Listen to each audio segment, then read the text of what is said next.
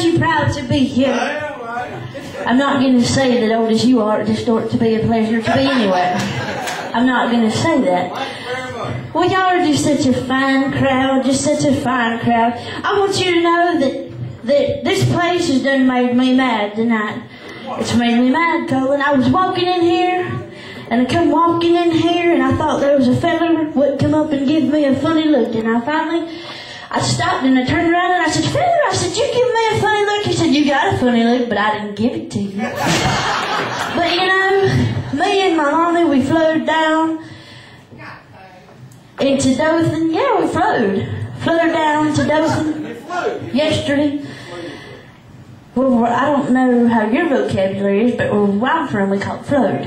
But we flowed in today from Nashville, and me and mommy, we said, let's go down shopping at the mall, you know, and we had to get a machine bobbin and some lampshins. When you come walking in the door at the Dothan Mall, they got this revolving door. I've never seen a revolving door, have you, Wally? Well, Mama stood back and she said, "You go first, Minnie." So I went in and I got stuck in that revolving door. And wouldn't you know, I got stuck with a feller. And there we was going around together and didn't even know each other. Mama said, "Speak to me, Minnie, speak to me." And I did. Every time I went around, "Howdy, Mammy, howdy, Mammy, howdy, Mammy."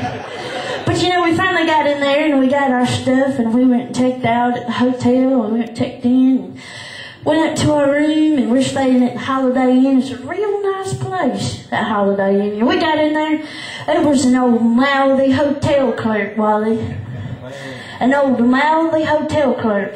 We got in there, wasn't up there 5 minutes, and I raced back down them stairs, and I said, "Sir," I said, "I want a refund, I ain't staying here." And he said, "Why?" And I said, "Well, there's a fella across the way from us, got his window open, taking a shower, and you can see everything."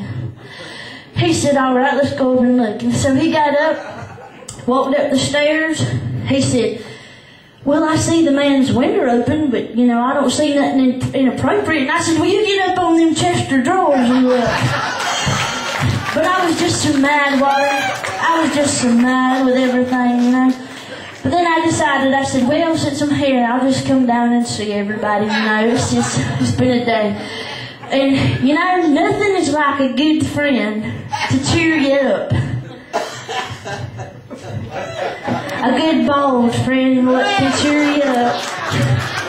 He come up to me, and I told y'all this before, but I got to tell you, he come up to me and he said, "Minnie," he said, "you got to lay off them love jokes. I've had enough. I'm sick of it. I don't want to hear nothing about no love jokes." He said, "Because I know you can't tell it by looking at me, but love has come up, and it come on up, and it come up a little more."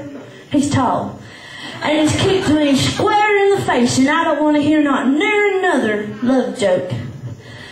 And I looked at him and I said, "Slim, brother, I love you. There's more than love what got you in the face." But you know, he's just a thoughty, and my friend Fred over here, he come in. He done bought him a newfangled old stove. Tell him he bought you a new old stove, Fred. I bought a new old stove. You know, he bought him one of them newfangled old stoves. And last night it blew clear up.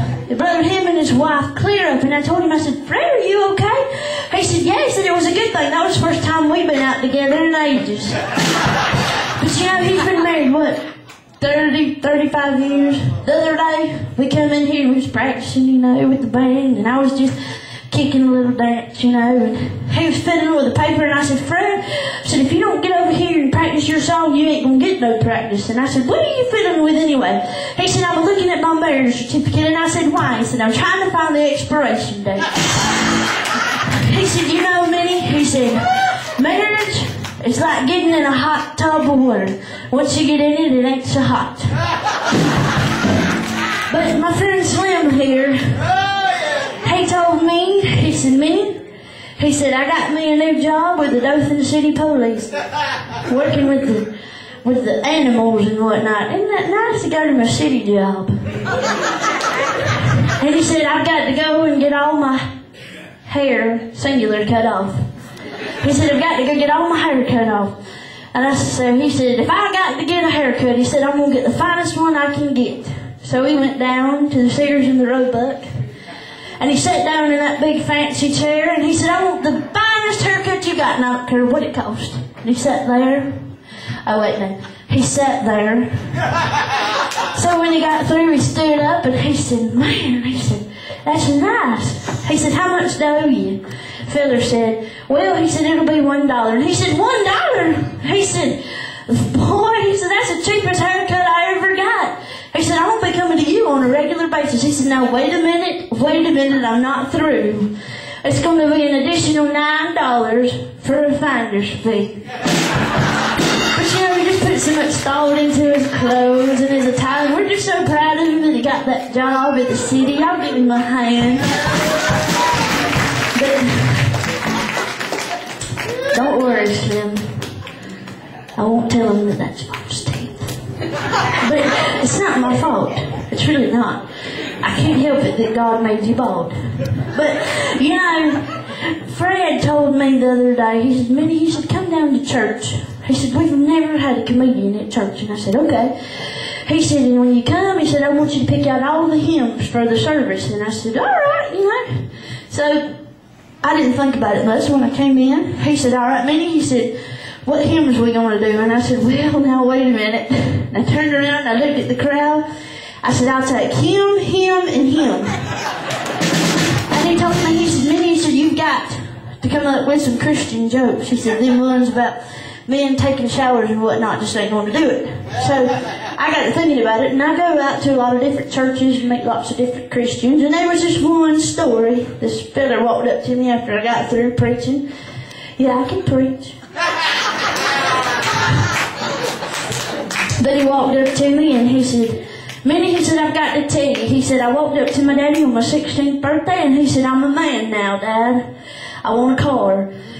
He said, well, feller, son, if you quit wearing them baggy breeches and get your hair cut, he said, I'll buy you a car.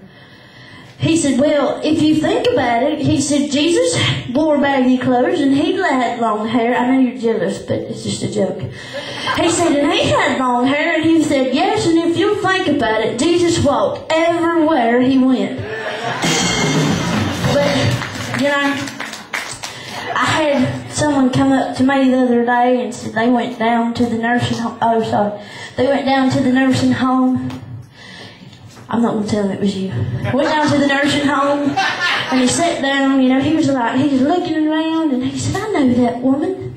He told Debbie, he said, Debbie, he said, that's Miss Ledbetter. He said, she told him, he said, well, go talk to her, son, you know. So he's over there to her, you know, sweet old lady, just sitting there minding her own business, till someone had to come along.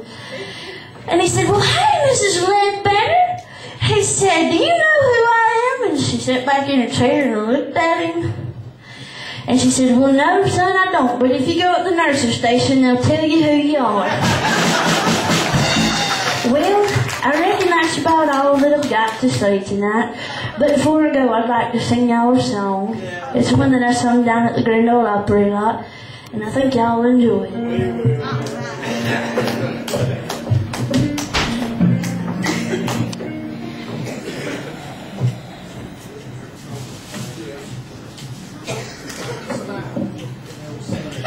She's smiling because I said he was bald. When you sneeze this time, please aim yonder way. We don't want no more teeth thrown in the crowd. It's supposed to be guitar picks, not teeth. Go ahead.